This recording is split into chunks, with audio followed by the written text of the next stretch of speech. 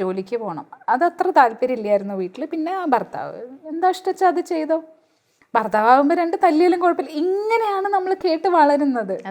ഒരു വല്ലാത്ത പീരീഡ് ആയിരുന്നു. പക്ഷെ അത് ഞാൻ ഓവർകം ചെയ്തു. അപ്പം ഞാൻ കുറച്ച് വർക്കുകൾ ചെയ്തു. ഇപ്പം ഞാൻ അതിൽ കുറച്ച് ഹാപ്പി അല്ല. ഇപ്പം ഞാൻ ആലോചിക്കുമ്പോൾ അത് വേണ്ടായിരുന്നു എന്നുള്ളൊരു തോന്നല. പക്ഷെ എനിക്കൊരു റീസൺ ഉണ്ട്. ഇഷ്ടമുള്ളത് ചെയ്യുക എന്നുള്ളതിനേക്കാൾ കൂടുതൽ ഇഷ്ടമില്ലാത്തത് വേണ്ട എന്ന് പറയാൻ പറ്റുക എന്നുള്ളതും കൂടെയാണ് ഞാൻ ഫ്രീഡമായിട്ട് കാണുന്നത്. നമ്മൾ വളരെ അടുപ്പമുള്ള ആളുകളായതുകൊണ്ട് അനുമോൾ ഇവിടെ ഉണ്ടല്ലോ, മറ്റേ ആളെ ട്രൈ ചെയ്തിട്ട് അനുമോൾ ഇരിക്കെ തന്നെ പറയും. എനിക്ക് ആഗ്രഹമുണ്ടായിരുന്നു പണ്ട് സ്കൂളിലും കോളേജിലൊക്കെ പഠിക്കുമ്പോൾ റെയിൽവേ സ്റ്റേഷനിലൊക്കെ കുട്ടികളെ പാരൻസ് കൊടുന്ന് ഡ്രോപ്പ് ചെയ്യുന്നതൊക്കെ കാണുമ്പോൾ ഞാൻ കരഞ്ഞിട്ട് കോളേജിൽ പോകാതെ ഇരുന്നിട്ടുണ്ട്. എന്നോടിപ്പോൾ ആളുകൾ എൻ്റെ മിസ്റ്റേക്കായിട്ട് പറയുന്ന ഒരു കാര്യം അതാണ്. ഞാൻ മാറിയില്ല, ഞാൻ അപ്ഗ്രേഡ് ചെയ്തില്ല എന്നാണ് എല്ലാവരും എന്നോട് പറയുന്നത്.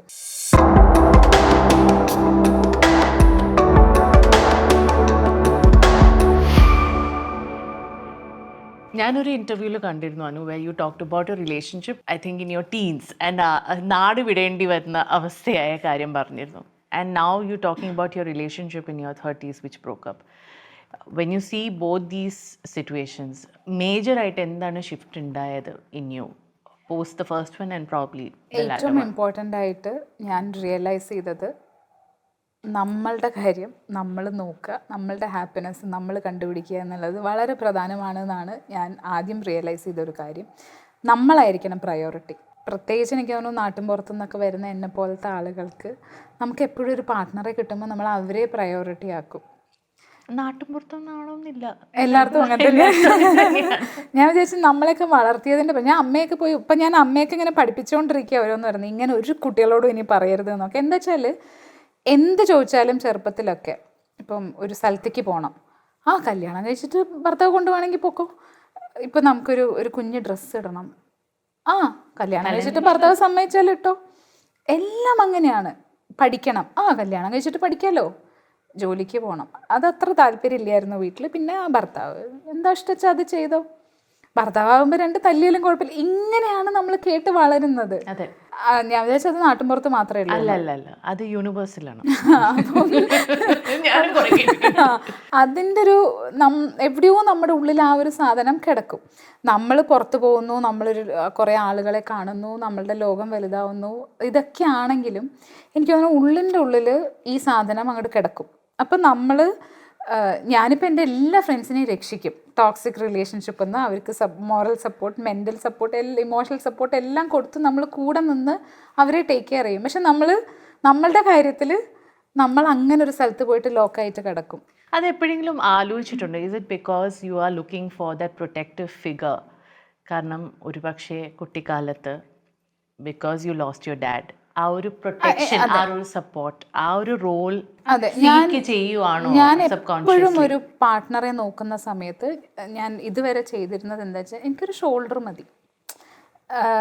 എനിക്ക് ഫിനാൻഷ്യലി സപ്പോർട്ട് ചെയ്യണമെന്നില്ല, എന്നെ ടേക്ക് കെയർ ചെയ്യണമെന്നില്ല. ശരിക്കും ഇപ്പോൾ എൻ്റെ കാര്യങ്ങൾ നോക്കാൻ എനിക്കറിയാം. ഒരു സ്ഥലത്ത് പോകാനും വരാനും ഒക്കെ എനിക്ക് ആഗ്രഹമുണ്ടായിരുന്നു. പണ്ട് സ്കൂളിലും കോളേജിലൊക്കെ പഠിക്കുമ്പോൾ റെയിൽവേ സ്റ്റേഷനിലൊക്കെ കുട്ടികളെ പാരൻസ് കൊടുന്ന് ഡ്രോപ്പ് ചെയ്യുന്നതൊക്കെ കാണുമ്പോൾ ഞാൻ കരഞ്ഞിട്ട് കോളേജിൽ പോകാതെ ഇരുന്നിട്ടുണ്ട്.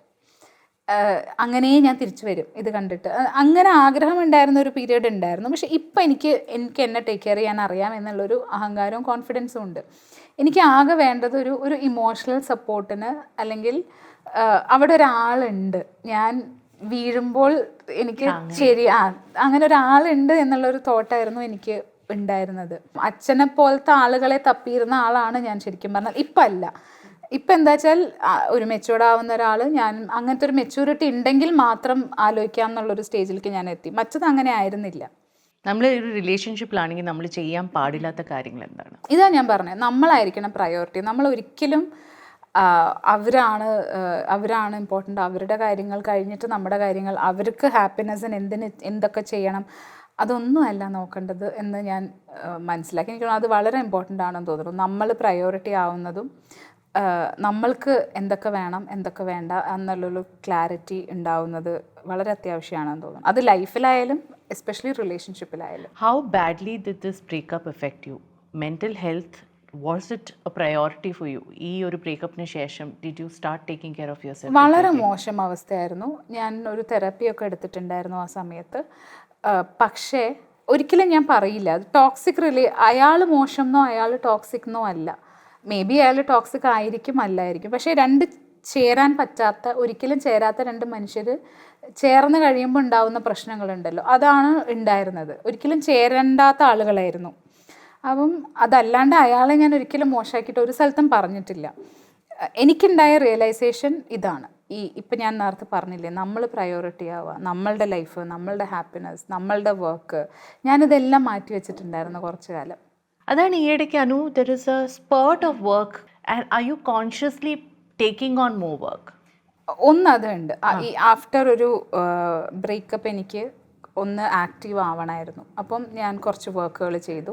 പിന്നെ എനിക്ക് എല്ലാം കൂടെ എന്താ പറ്റിയതെന്ന് വെച്ചാൽ, ഞാൻ തെറപ്പിയൊക്കെ എടുക്കേണ്ട ഒരു അവസ്ഥ വന്നതെന്ന് വെച്ചാൽ, ഈ ബ്രേക്കപ്പിനൊപ്പം തന്നെ ഞാൻ അതിനൊരു ഏകദേശം അടുപ്പിച്ച് ഞാൻ എൻ്റെ വീട് പണിയാൻ തീരുമാനിച്ചു. അമ്മ എന്നോട് കുറേ കാലമായി പറയുന്നു, ഞാനതിങ്ങനെ ചെയ്യാമ്മ എന്ന് പറഞ്ഞിങ്ങനെ പോസ്റ്റ്പോൺ ചെയ്ത് പോയി.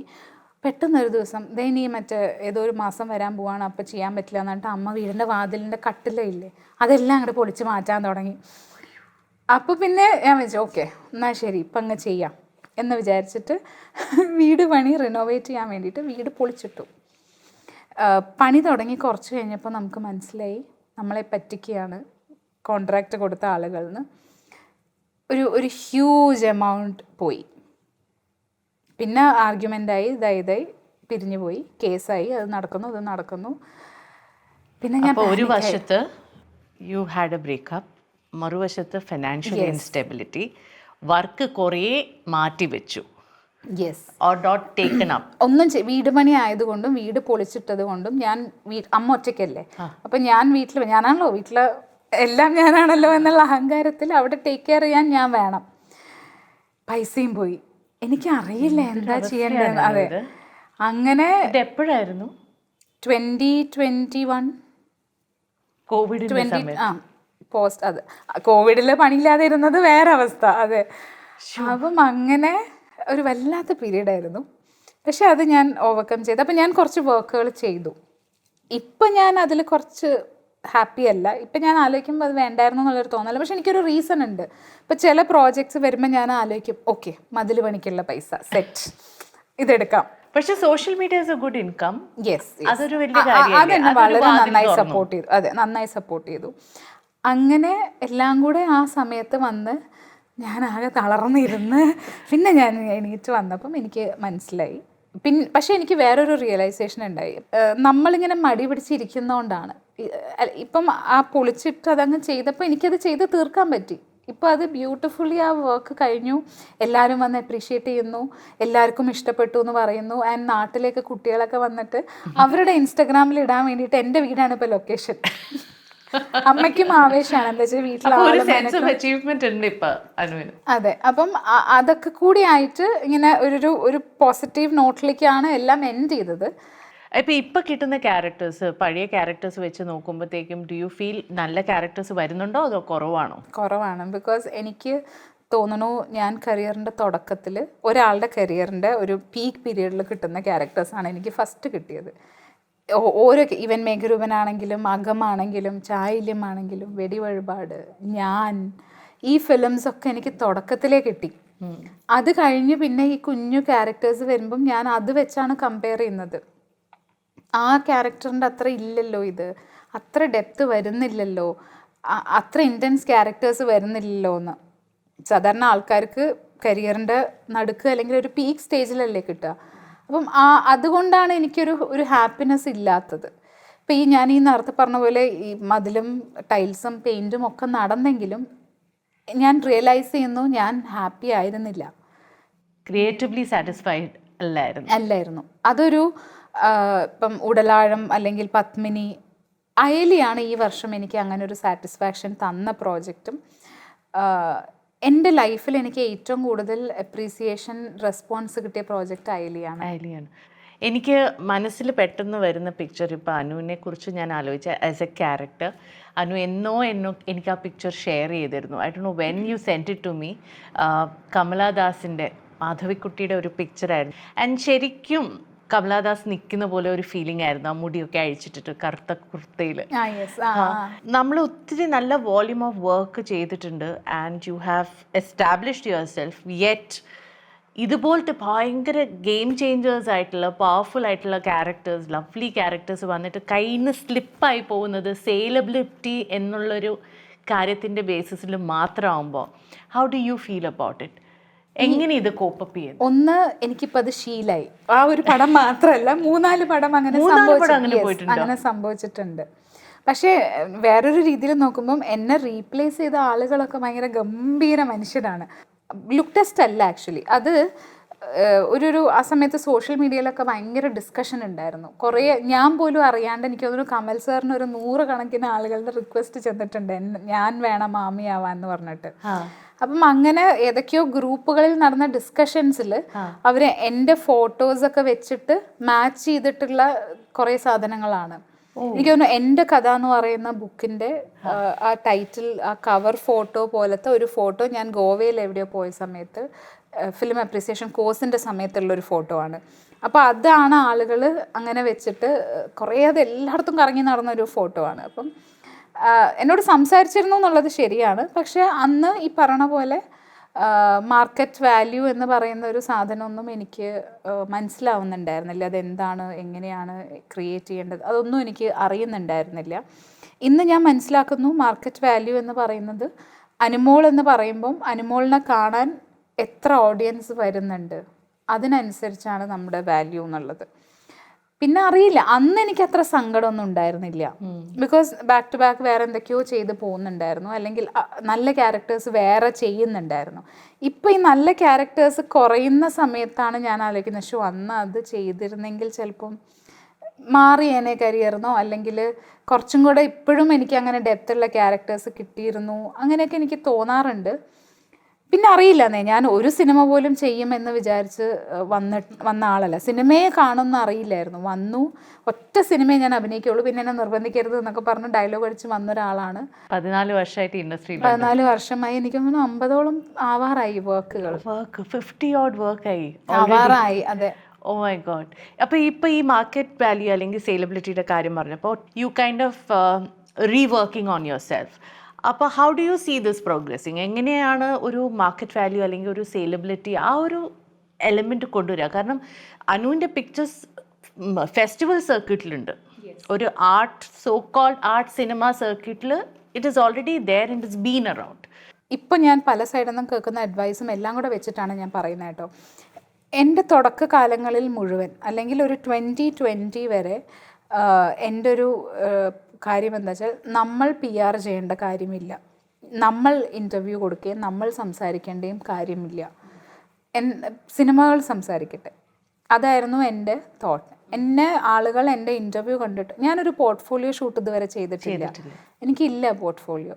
ഇൻ്റർവ്യൂസിനൊക്കെ കൊടുക്കുന്ന ഫോട്ടോസിൻ്റെയും അല്ലെങ്കിൽ മാഗസിൻ ഇൻ്റർവ്യൂസിൻ്റെ ഫോട്ടോസൊക്കെ ഉള്ളൂ എൻ്റെ കയ്യിൽ. അപ്പം എൻ്റെ ധാരണ എന്താ വെച്ചാൽ, നമ്മളുടെ സിനിമ കണ്ടിട്ട്, ഞാൻ മുമ്പ് ചെയ്ത സിനിമകൾ കണ്ടിട്ട് എന്നെ നിങ്ങൾ അടുത്ത സിനിമയിലേക്ക് വിളിക്കൂ, എൻ്റെ പെർഫോമൻസ് കണ്ടിട്ട് വിളിക്കൂ. അതല്ലാണ്ട് ഞാൻ മണിക്കൂറുകൾ സ്പെൻഡ് ചെയ്ത്, ഞാൻ മാസങ്ങൾ റിസർച്ച് ചെയ്ത് ചെയ്തൊരു ഫോട്ടോഷൂട്ട് കണ്ടിട്ടല്ല എന്നെ കാസ്റ്റ് ചെയ്യേണ്ടത് എന്നാണ് ധരിച്ചുകൊണ്ടിരുന്നത്.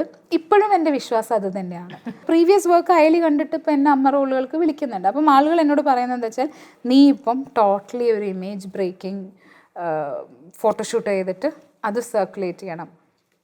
അപ്പം ആളുകളുടെ ഇടയിൽ നമ്മളുടെ അമ്മ ഇമേജ് ബ്രേക്ക് ചെയ്യണം എന്നാണ്. പക്ഷെ അത് പറഞ്ഞ് കേൾക്കുമ്പോൾ നമുക്കത് സെൻസിബിളായിട്ട് തോന്നുന്നുണ്ട്. അപ്പോഴും എൻ്റെ ഉള്ളിലുള്ള ആൾ പറയുന്നത്, നമ്മുടെ അഭിനയം കണ്ടല്ലേ വിളിക്കണ്ടേ, ഫോട്ടോ കണ്ടാണോ വിളിക്കണ്ടേ, അങ്ങനെ. അല്ലെങ്കിൽ എൻ്റെ വർത്താനോ എൻ്റെ അനുമോളെ കണ്ടിട്ടല്ലല്ലോ വിളിക്കേണ്ടത്, അനുമോളുടെ വർക്കും അനുമോളുടെ പെർഫോമൻസും അല്ലേ. അതൊരു ഐഡിയൽ സിറ്റുവേഷൻ ആണ്, പക്ഷേ നോട്ട് അങ്ങനെയല്ല നമ്മുടെ ഇൻഡസ്ട്രി വർക്ക് ചെയ്യുന്നത് എന്നുള്ളത്. And of course networking also, കുറേ ആൾക്കാരായിട്ട് കാണുക, കുറേ അതെനിക്ക് അറിയില്ല ആക്ച്വലി. അങ്ങനെ ഞാൻ തുടക്കം മുതൽ ഞാൻ കേൾക്കുന്ന കാര്യമാണ് കേട്ടോ. എൻ്റെ ഫസ്റ്റ് ഇൻ്റർവ്യൂ മുതൽ ഞാൻ കേൾക്കുന്നതാണ് ഈ നെറ്റ്വർക്കിംഗ് ക്വസ്റ്റ്യൻ. ഒരുവിധം എല്ലാവരും നമ്മുടെ സുഹൃത്തുക്കളാണ്, എല്ലാവരും അറിയുകയും ചെയ്യാം. സിനിമ പ്രിവ്യൂസിന് ഞാൻ പോകും, സിനിമ കാണാൻ ഞാൻ പോകും. അതല്ലാണ്ടൊരു ഇവൻറ്റ് പാർട്ടിക്കൊന്നും ഇതുവരെ പോയിട്ടില്ല. ഇനി അതാണോ നെറ്റ്വർക്കിംഗ് എന്ന് ഉദ്ദേശിക്കണമെന്ന് എനിക്ക് അറിഞ്ഞുകൂടാ. ഞാൻ വേറൊരു കാര്യം പറയാം. നമ്മളുടെ സുഹൃത്തുക്കൾ, ഞാൻ പേര് പറയുന്നില്ല, നമ്മളുടെ സുഹൃത്തുക്കൾ ഫിലിം ചെയ്യുന്ന സമയത്ത് അവർ ആക്ടേഴ്സിനെ നോക്കും, നമ്മുടെ അടുത്തിരുന്നിട്ട് തന്നെയാണ് നോക്കുക. അപ്പം അപ്പുറത്തൊരാൾ പറയും ഇവളെ കാസ്റ്റ് ചെയ്താൽ പോരെ എന്ന് ചോദിക്കും. അപ്പോൾ അവർ പറയും ഇവൾ ഇവിടെ തന്നെ ഉണ്ടല്ലോ, എവിടെ പോകാനാ, ആ കുട്ടിയെ നോക്കാം, ആ കുട്ടിയെ കിട്ടിയില്ലെങ്കിൽ ഇവളെ കാസ്റ്റ് ചെയ്യാം, അങ്ങനെ പറയും. ബിക്കോസ് നമ്മൾ വളരെ അടുപ്പുള്ള ആളുകളായതുകൊണ്ട് അനുമോൾ ഇവിടെ ഉണ്ടല്ലോ, മറ്റേ ആളെ ട്രൈ ചെയ്തിട്ട് അനുമോൾ ഇരിക്കെ തന്നെ പറയും ആ കുട്ടിയെ ട്രൈ ചെയ്യാം, അങ്ങനെ പറയും. അതെനിക്ക് ഞാൻ നേരിട്ട് കണ്ടിട്ടില്ല. ഇതേമാതിരി വേറൊരു ഫിലിം മേക്കർ ഒരു ഹീറോയിൻ തപ്പുന്ന സമയത്ത് കുറച്ച് മുന്നേ ആണ്, അകം ഫഹദിൻ്റെ കൂടെയും ഞാൻ ദുൽഖറിൻ്റെ കൂടെയും എൻ്റെ 2 പടങ്ങൾ ഇറങ്ങി നിന്ന് കഴിഞ്ഞിട്ടുള്ള ഒരു സമയമാണ്. അപ്പം എന്നോട് നിന്നെ പോലത്തെ ഒരു നായികയെ വേണം, നിൻ്റെ അതേ കയ്യിലിരിപ്പ്, നിൻ്റെ അതേ സ്വഭാവം, പക്ഷെ മുടി ഷോർട്ടാക്കണം. അപ്പം അന്ന് ഞാൻ ഓക്കെ, എന്നിട്ട് ഞാനിരുന്ന് ആലോചിക്കുക ആരാന്നുള്ളത്. അപ്പം എൻ്റെ മനസ്സിലുണ്ട് എന്നെ കാസ്റ്റ് ചെയ്ത് ഇവിടെ ചേട്ടാ എന്നുള്ളത്. പക്ഷെ അത് അന്ന് ഞാനത് അങ്ങനെ ചോദിക്കുന്ന ആളായിരുന്നില്ല. ഈ 2020 ആ ബ്രേക്കപ്പ് ആ ഒരു സിനാരിയോന് ശേഷമാണ് ഞാൻ കുറച്ചും കൂടെ വോക്കലായത്. എൻ്റെ കാര്യം ഞാൻ സംസാരിക്കും, ഞാൻ ആ രീതിയിലേക്ക് ഞാൻ മാറിയത് അതിന് ശേഷമാണ് കേട്ടോ. ആസ് എ പേഴ്സൺ എന്നെ ഒരുപാട് നല്ല രീതിയിൽ ഹെൽപ്പ് ചെയ്തിട്ടുണ്ട് ആ ബ്രേക്കപ്പ്, എന്നൊന്ന് ഇവോൾവ് ചെയ്തൊരു ബെറ്റർ പേഴ്സൺ ആക്കിയിട്ടുണ്ട്. കുറേ ആവശ്യമില്ലാത്ത കാര്യങ്ങൾ, നമ്മൾ അടങ്ങി ഒതുങ്ങി മിണ്ടാണ്ടിരിക്കുന്ന പെൺകുട്ടി എന്നുള്ള സ്ഥാനത്തുനിന്ന് ബ്രേക്ക് ചെയ്തിട്ടുണ്ട് ഞാൻ. അതല്ല നമ്മളുടെ നീഡ് നമ്മൾ വിളിച്ച് പറയണം എന്നുള്ളത്. അപ്പം ഇന്നാണ് അദ്ദേഹം എന്നോട് അങ്ങനെ പറഞ്ഞു വെച്ചാൽ പിന്നെ എന്നെ തന്നെ കാസ്റ്റ് ചെയ്താൽ പോരെ എന്ന് ഞാൻ ഇന്ന് ചോദിക്കും. അന്ന് പക്ഷേ ഞാനിരുന്ന് ആലോചിക്കുക ആരെ വിളിക്കും. അപ്പോൾ ഈ അച്ഛൻ ഫാമിലി ഈ സിനിമയായിട്ടുള്ള ഒരു ബാക്ക്ഗ്രൗണ്ടും ഇല്ല, തികച്ചും കോയിൻസിഡൻ്റലായിട്ട് ഇൻഡസ്ട്രിയിൽ വന്നു. പക്ഷേ ആ ഒരു സമയം ഇപ്പം എനിക്ക് തോന്നി it would be better today Anu. പക്ഷേ അന്നൊക്കെ casting couch I've heard that it was pretty much prevalent. How did you maneuver through these situations? Are ആ ഒരു സിറ്റുവേഷൻ ഫേസ് ചെയ്തിട്ടുണ്ടോ? And how did you deal with all of that? കാരണം Anu you don't come across as an aggressive person. അപ്പം ഇത്രയും കൂടി ആൾക്കാർ push ചെയ്യാനുള്ള സാധ്യത കൂടില്ലേ? ഞാനും ഇത് കുറേ കേട്ടിട്ടുള്ളതും കുറേ ആളുകളുടെ അനുഭവങ്ങൾ നമ്മളോട് ഷെയർ ചെയ്തിട്ടും ഒക്കെ ഉണ്ട്. ഞാൻ തുടക്കത്തിൽ പറഞ്ഞത് ആ ലക്ക് ഫാക്ടർ എനിക്ക് എന്താണെന്ന് അറിഞ്ഞൂടാ. എൻ്റെ അച്ഛനാണോ ആ ലക്ക് ഫാക്ടറായിട്ട് എൻ്റെ കൂടെ എല്ലായിടത്തും ട്രാവൽ ചെയ്യുന്നതെന്ന് എനിക്കറിയില്ല. ലക്കിലി എല്ലാവരും നല്ല ആളുകളുടെ കൂടെയാണ് വർക്ക് ചെയ്തിട്ടുണ്ടായിരുന്നത്. ഇപ്പോൾ ഒരു ബാഡ് എക്സ്പീരിയൻസ് എന്ന് മേ ബി പറയുകയാണെങ്കിൽ, എൻ്റെ ഫസ്റ്റ് സിനിമ ഞാൻ ആ പടത്തിൽ വർക്ക് ചെയ്തില്ല. 2 ദിവസം കഴിഞ്ഞ് തിരിച്ചു പോന്നു. 2-3 ഡേയ്സ് കഴിഞ്ഞപ്പോൾ ഞാൻ തിരിച്ചു പോന്നു. അപ്പം അവിടെ ഞാൻ ഇറങ്ങിയത് ഒരു ഈവനിങ് ആണ്. നെക്സ്റ്റ് ഡേ ആണ് നമ്മൾ ഷൂട്ട് സ്റ്റാർട്ട് ചെയ്യുന്നത്. നെക്സ്റ്റ് ഡേ സെറ്റിൽ ചെന്നപ്പം എന്നെ എല്ലാവരും ഭയങ്കരമായിട്ട് വഴക്ക് പറഞ്ഞു. ഞാൻ വന്നപ്പം പ്രൊഡ്യൂസറിനെയും ഡയറക്ടറിനെയും ഒന്നും മീറ്റ് ചെയ്തില്ല എന്ന് പറഞ്ഞിട്ട്. അതൊരു കാസ്റ്റിംഗ് ഹൗസിനൊന്നും അതിനെ പറയാൻ പറ്റില്ല. അവർ നന്ദിയില്ലാത്ത ആൾ, ഒരു കാസ്റ്റ് ചെയ്തിട്ട് ഇങ്ങനെയാണോ അങ്ങനത്തെ ഒക്കെ രീതിയിൽ എന്നോട് ദേഷ്യപ്പെട്ടു എന്നുള്ളതാണ്. എനിക്കാണെങ്കിൽ അന്ന് സിനിമേൻ്റെ ABCD അറിയില്ല. ചാനലിൽ വർക്ക് ചെയ്തിട്ടുണ്ടെങ്കിലും നമുക്കറിയില്ല. അത് ഒരുപാട് മണി ഇൻവോൾവ് ആണ്.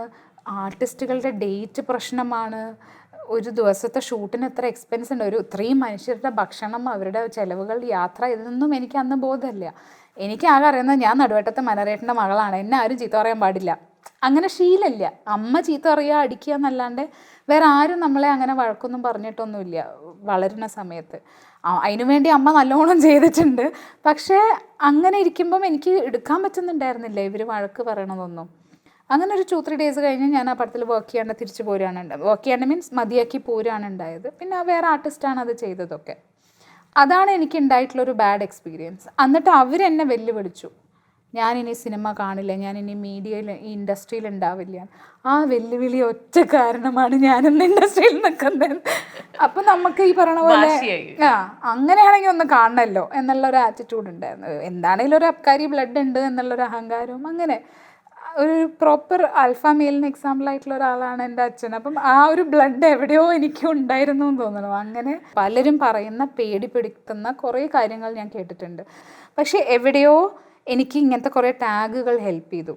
ബിക്കോസ് ആ കുട്ടീനെ പൈസ കാണിച്ച് ടെംപ്റ്റ് ചെയ്യാൻ പറ്റില്ല, ഓഫേഴ്സ് കൊടുത്ത് ടെംപ്റ്റ് ചെയ്യാം, ബിക്കോസ് അതിന് താല്പര്യമില്ല. അങ്ങനെയാണ് എൻ്റെ ഒരു തുടക്കത്തിലെ ഇമേജ്.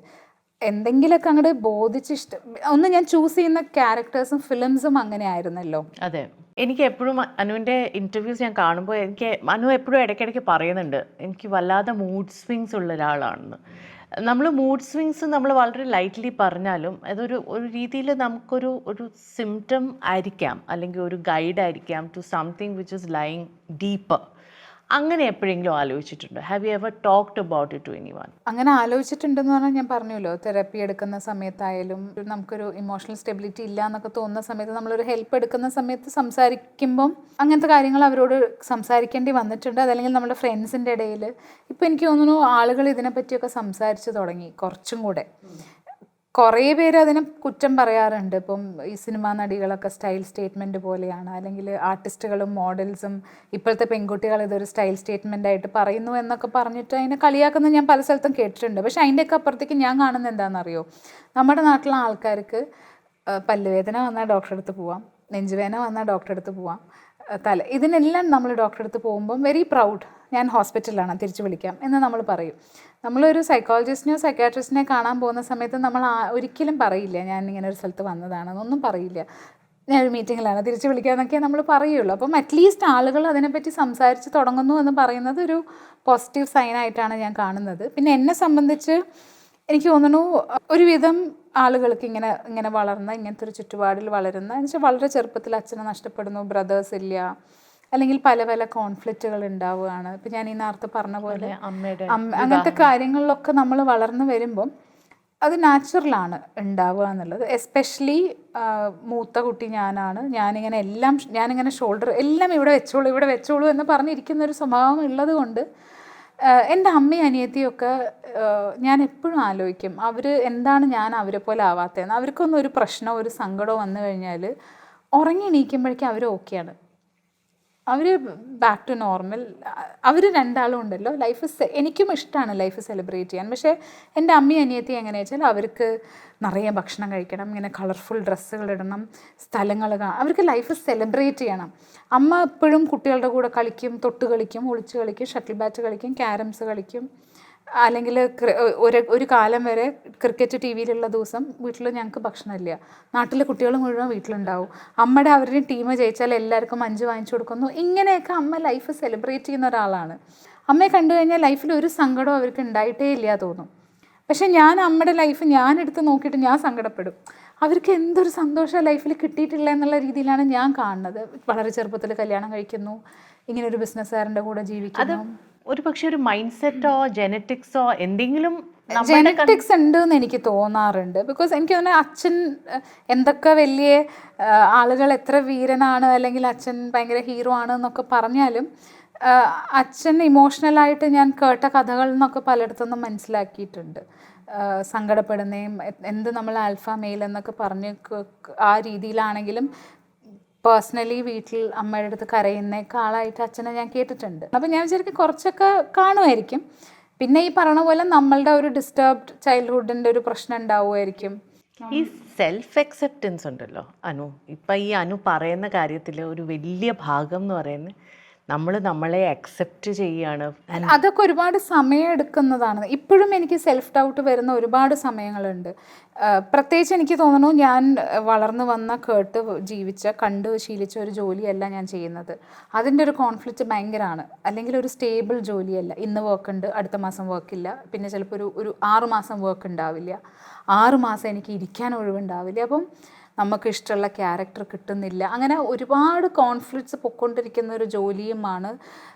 ഭയങ്കര പ്രഷറുള്ള ഒരു ജോലിയാണ് എനിക്ക് തോന്നുന്നു. ബാക്കി കമ്പയറിങ് എന്താ വെച്ചാൽ ഈ ലൈം ലൈറ്റിലാണ് അതുമല്ല നമ്മൾ എപ്പോഴും പബ്ലിക് ഐയിലാണ്. അപ്പോൾ എപ്പോഴും നമ്മളൊരു സർട്ടൻ വേ വേണം എന്നുണ്ട്, അല്ലെങ്കിൽ എപ്പോഴും നമ്മൾ പ്ലസൻ്റ് ആയിരിക്കണം. നമുക്ക് പബ്ലിക് സ്പേസിലൊന്നും നമ്മുടെ ഇമോഷൻസ് കാണിക്കാൻ പേടിയാണ്. ഒരു സ്ഥലത്തൊക്കെ പോയാലും നമ്മൾ ഇമോഷണലൊക്കെ ആയിക്കഴിഞ്ഞാൽ അത് എവിടെയൊക്കെ വരും, ഏതൊക്കെ രീതിയിൽ ടൈറ്റിൽ വരും, അങ്ങനെ പല പേടികളാണ്. വളരെ എക്സ്ട്രീംസിലേക്കൊക്കെ ഞാൻ പോയിട്ടുണ്ട് ഈ അടുത്ത കാലങ്ങളിലൊക്കെ. ഒരു പബ്ലിക് സ്പേസിൽ ഒരു ഇമോഷണൽ ഔട്ട് ബേസ്റ്റ് ഒക്കെ എന്നുള്ള രീതിയിലേക്കൊക്കെ പോയിട്ടുണ്ട്. പക്ഷേ ഞാൻ ഇപ്പോൾ റിയലൈസ് ചെയ്യുന്നു, ഡോക്ടേഴ്സിനോടൊക്കെ സംസാരിച്ച് കഴിയുമ്പോൾ അത് നോർമലാണ്. പല ആളുകൾക്കും അങ്ങനെ സംഭവിച്ചിട്ടുണ്ട്. ഇത് ഓപ്പൺലി സംസാരിക്കാത്തതിൻ്റെ ഒരു കുഴപ്പമാണ്. നമുക്ക് സഹിക്കാൻ പറ്റാത്ത ദേഷ്യവും സഹിക്കാൻ പറ്റാത്ത സങ്കടമൊക്കെ വരുമ്പം ഓരോരുത്തരും ഓരോ രീതിയിലാണ് അത് എക്സ്പ്രസ് ചെയ്യുന്നതെന്നുള്ളതാണ്. ഞാൻ കുറേ കാലമായിട്ട് അത് സപ്രസ് ചെയ്ത് വെക്കുമായിരുന്നു. ഇതൊന്നും പുറത്ത് കാണിക്കാനും പറയാനും പാടില്ല, അല്ലെങ്കിൽ പബ്ലിക് സ്പേസിൽ ചെയ്തുകൂടാ, അമ്മയെ അനിയത്തിയെ സങ്കടപ്പെടുത്തിക്കൂടാ എന്നൊക്കെയുള്ള കുറേ തോട്ടിൽ നമ്മളിങ്ങനെ സ്ട്രോങ് എന്ന് പറഞ്ഞാൽ അഭിനയിക്കുമല്ലോ കുറേ കാലം. അപ്പോൾ അത് പൊട്ടിത്തെറിക്കുന്ന ഒരു പോയിൻ്റായിരുന്നു എൻ്റെ കഴിഞ്ഞു പോയത്.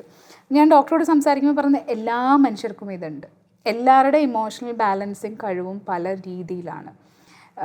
ബാത്റൂമിൽ പോയി കരയുന്ന ആളുകളുണ്ട്, രാത്രി ലൈറ്റ് ഓഫ് ആയി കഴിഞ്ഞാൽ ബെഡിൽ കിടന്ന് കരയുന്ന ആളുകളുണ്ട്. ഞാൻ ഒരിടയ്ക്ക് ചുമരിൽ ഒട്ടിക്കിടക്കുമായിരുന്നു. എൻ്റെ സങ്കടവും ഭയങ്കര സങ്കടം വരുന്ന ദിവസങ്ങളിൽ ഞാനിങ്ങനെ ഒട്ടിക്കിടക്കും. ഒരു എന്താ പറയുക, അങ്ങനെ ഞാൻ പറ്റിക്കിടക്കും ചുമരയായിട്ട്. എന്നുവെച്ചാൽ അന്ന് ചുമരായിരുന്നു എൻ്റെ എല്ലാം എന്നുള്ള പോലെ. അപ്പം അങ്ങനെ പല രീതിയിൽ എക്സ്പ്രസ് ചെയ്യുന്ന ആളുകൾ എക്സ്പ്രസ് ചെയ്യുന്നുണ്ട്. അപ്പോൾ അത് ഓരോ ആളുകളുടെ മിടുക്കും ഓരോ ആളുകളുടെ മെൻ്റൽ സ്ട്രെങ്ത്തുമാണ് അത് പബ്ലിക്കിലോ അല്ലെങ്കിൽ ആളുകളുടെ മുന്നിലോ വരാതിരിക്കുന്നത്. പക്ഷെ ഇപ്പം ഞാൻ റിയലൈസ് ചെയ്യുന്നത് വന്നാൽ കുഴപ്പമില്ല, നമ്മൾ മനുഷ്യരാണ്, നമുക്ക് എല്ലാതരം ഇമോഷൻസും ഉണ്ട്. സങ്കടവും ദേഷ്യവും സന്തോഷവും എല്ലാം വരുന്ന പോലെ തന്നെ ഇങ്ങനത്തെ നമുക്ക് ഭയങ്കര സന്തോഷം വന്നാൽ നമ്മൾ തുള്ളിച്ചാടുന്നില്ലേ? അപ്പം ഭയങ്കര സങ്കടവും എക്സ്പ്രസ് ചെയ്യുന്നതിലൊരു തെറ്റില്ല എന്നാണ് എനിക്ക് എല്ലാവരോടും പറയാനുള്ളത്, ഞാൻ മനസ്സിലാക്കുന്നത്. എല്ലാ ഇമോഷൻസും ആസ്വദിക്കുക അതിൻ്റെതായ ഒരു രീതിയിൽ. അല്ലെങ്കിൽ എന്നും ഇങ്ങനെ ഒരേ രീതിയിൽ പ്ലെയിനായി സന്തോഷത്തിൽ ലൈഫ് പോയി കഴിയുമ്പോൾ നമുക്കൊന്നും മനസ്സിലാവില്ല, നമുക്ക് തന്നെ ബോറടിക്കും. അപ്പം എല്ലാ ഇമോഷൻസും അക്സെപ്റ്റ് ചെയ്യുക എന്നുള്ളതാണ്. Anyway, on that note will move to a game. Okay. So this is I am game and എൻ്റെ ഒരു ഫ്രണ്ട് വാനസ ഡിസൈൻ ചെയ്ത കാർഡ്സ് ആണ്. Okay. You can just pull out one card. ഏതെങ്കിലും ഒരു കാർഡ്.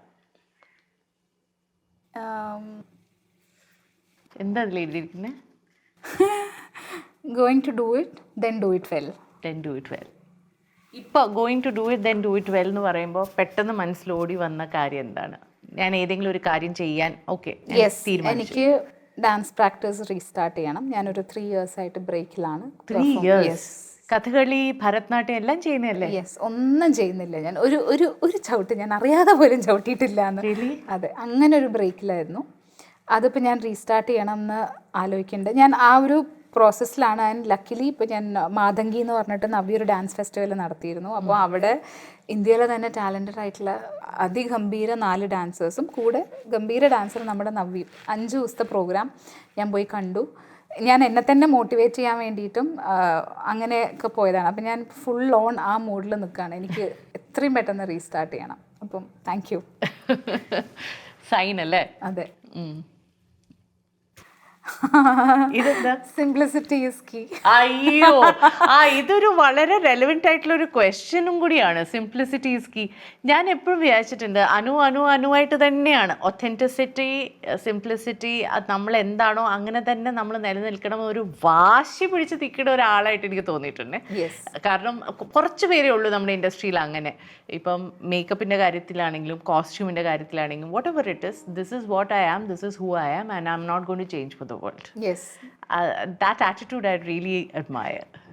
Thank you. അതെന്താ വെച്ചാൽ ഞാനൊരു ചാനലിനാണല്ലോ start ചെയ്തത്. അപ്പം ഞാൻ അവിടുന്ന് കുറച്ച് ആർട്ടിസ്റ്റുകളുടെ ലൈഫ് ഡോക്യുമെൻ്റ് ചെയ്യുന്നൊരു ജോലി അവരെനിക്ക് തന്നിട്ടുണ്ടായിരുന്നു. അപ്പം അവിടുന്ന് ഞാൻ കണ്ട് പഠിച്ചതും ഞാൻ ഏറ്റവും കൂടുതൽ സിനിമയിൽ വന്നപ്പം എനിക്കുണ്ടായിരുന്നൊരു പേടിയും എന്താ വെച്ചാൽ, നമ്മൾ സിനിമയിലേക്ക് വന്നു കഴിഞ്ഞിട്ടൊരു സർട്ടൈൻ ലൈഫ് സ്റ്റൈൽ ഓർ എന്നോടിപ്പോൾ ആളുകൾ എൻ്റെ മിസ്റ്റേക്കായിട്ട് പറയുന്ന ഒരു കാര്യം അതാണ്, ഞാൻ മാറിയില്ല, ഞാൻ അപ്ഗ്രേഡ് ചെയ്തില്ല എന്നാണ് എല്ലാവരും എന്നോട് പറയുന്നത്. പക്ഷെ ഞാൻ ഈ വേയിൽ ഹാപ്പിയാണ്.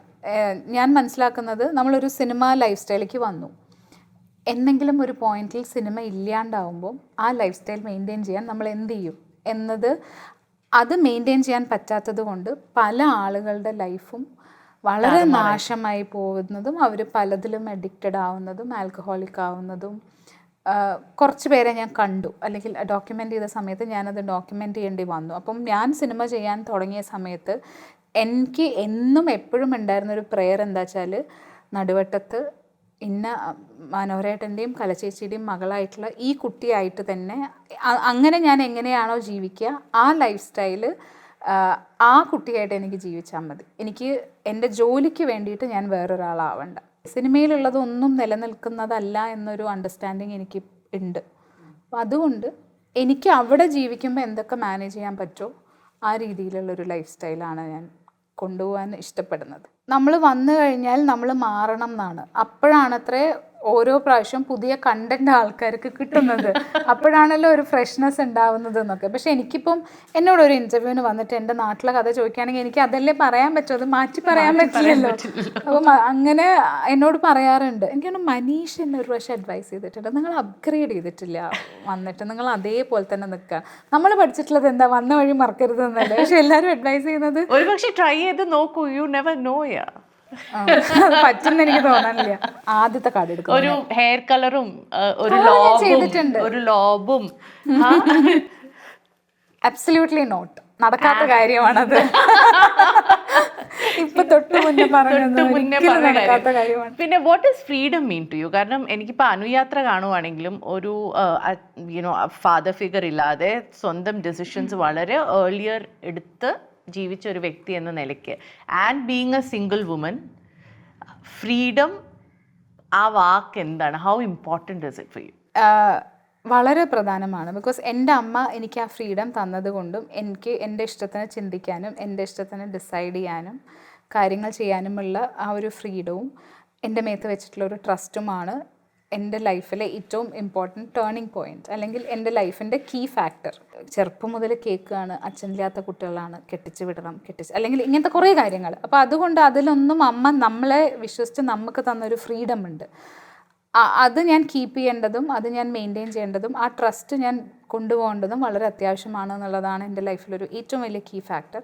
രണ്ടാമത്, ഫ്രീഡം എന്ന് ഞാൻ പറയുന്നത് നമുക്ക് ഇൻഡിപെൻഡൻ്റ് ആയിട്ട് സ്വന്തം കാലിൽ നിൽക്കാനുള്ള ഒരു മിടുക്കും, ലോകത്തിനെ കാണാനുള്ള ഒരു വകതിരിവും, തെറ്റ് ശരികൾ തിരിച്ചറിഞ്ഞ് തെറ്റ് തെറ്റാണെന്നും ശരി ശരിയാണെന്നും ഉറക്കെ വിളിച്ച് പറയാനുള്ള ഒരു നമ്മുടെ മിടുക്കും, അല്ലെങ്കിൽ നമ്മളുടെ ഒരു അവസ്ഥയും, നമ്മളെ സപ്പോർട്ട് ചെയ്യാൻ നമുക്ക് തന്നെ പറ്റുന്ന ഒരു ഫിനാൻഷ്യൽ ഇൻഡിപെൻഡൻസും, ഇതെല്ലാം കൂടെയാണ് എനിക്ക് ഫ്രീഡം എന്ന് പറയുന്നത്. നമ്മുടെ ഇഷ്ടത്തിന് ജീവിക്കുക, ഇഷ്ടമില്ലാത്തത് ചെയ്യാതിരിക്കുക എന്നുള്ളതും കൂടെ ഫ്രീഡമായിട്ടാണ് ഞാൻ. അതാണ് എനിക്ക് ഇഷ്ടമുള്ളത് ചെയ്യുക എന്നുള്ളതിനേക്കാൾ കൂടുതൽ ഇഷ്ടമില്ലാത്തത് വേണ്ട എന്ന് പറയാൻ പറ്റുക എന്നുള്ളതും കൂടെയാണ് ഞാൻ ഫ്രീഡമായിട്ട് കാണുന്നത്.